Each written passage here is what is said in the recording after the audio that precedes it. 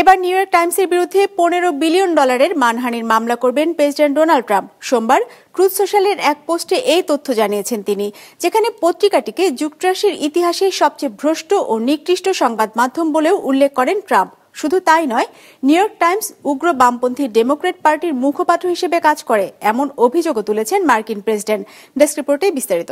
ওয়ালটন এখন দেশের সীমানা পেরিয়ে পৌঁছে গিয়েছে 50টিরও বেশি দেশে। ওয়ালটন, ঘরে ঘরে বিশ্বজুড়ে।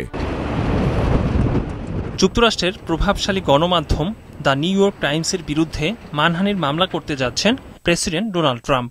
নিজস্ব সামাজিক মাধ্যম ট্রুথ সোশ্যালের পোস্টে ট্রাম্প জানান, পত্রিকাটির বিরুদ্ধে $15 বিলিয়ন ক্ষতিপূরণ চেয়ে মামলা করবেন তিনি।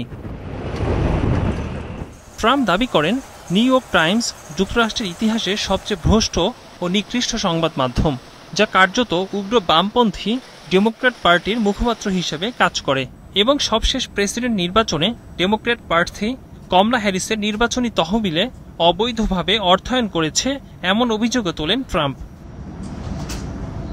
প্রেসিডেন্ট ট্রাম্প দাবি করেন, প্রায় 1 দশকেরও বেশি সময় ধরে নিউ ইয়র্ক টাইমস তার বিরুদ্ধে মিথ্যাচার ছড়াচ্ছে, একই সাথে তার পরিবার ও পারিবারিক ব্যবসার বিরুদ্ধে মিথ্যাচার চালিয়েছে।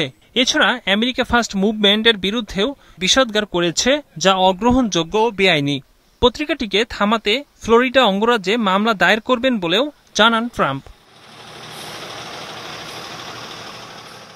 2003 সালে যৌন দালাল জেফ্রি এপিস্টিনের 50তম জন্মবার্ষিকীতে নারীর অশ্লীল ছবি এঁকে বার্থডে কার্ড পাঠিয়েছিলেন ট্রাম্প, যা প্রকাশ করে নিউ ইয়র্ক টাইমস। বিশ্লেষকরা বলছেন, এতে এই পত্রিকাটির বিরুদ্ধে খেপেছেন ট্রাম্প। এর আগে এবিসি নিউজ ও এর অ্যাঙ্কর এবং প্যারামাউন্টের 60 minutes interview with Kamala Harris এর বিরুদ্ধে আইনি ব্যবস্থা নিয়েছিলেন ট্রাম্প, যা পরবর্তীতে যথাক্রমে $15 ও $16 মিলিয়ন সমাধা হয়। একরামুল ইসলাম খান, বিজনেস রিপোর্ট, মাছরাঙ্গা টেলিভিশন।